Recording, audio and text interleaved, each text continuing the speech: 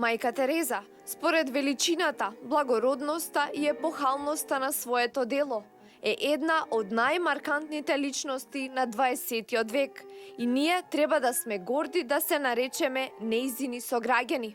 Ова го истакна првиот човек на Македонската академија на науките и уметностите Таки Фити, на денешната свечена академија, која се одржува во рамки на татковинската прослава Денови на Света Мајка Тереза во нејзиниот роден град Скопје.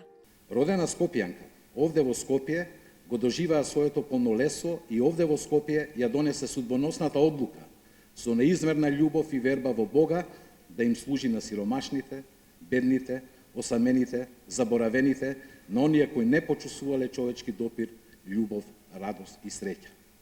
Според Министерката за култура, ние имаме историска задача да го продолжиме делото и мисијата на Мајка Тереза за мир и љубов на земјата и единство меѓу народите. Мајка Тереза стана светица, стана пример за предано служење на Бога. Пример во кој со длабока и низмерна почит и по незиното заминување во вечноста, генерациите препознаваат надеж и верба во иднината на човештвото. Мајка Тереза стана богатство на нашата современост, кое му припаѓа на светот, а незиниот живот стана уникатно сведоштво за бескрајната пожртвуваност кон другиот човек, за возвишената смисла на животот.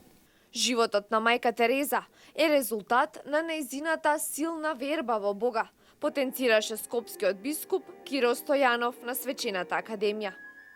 Ми представува особена радост и голема чест во овој храм на културата да проговорам за најголемата жена од нашиот град.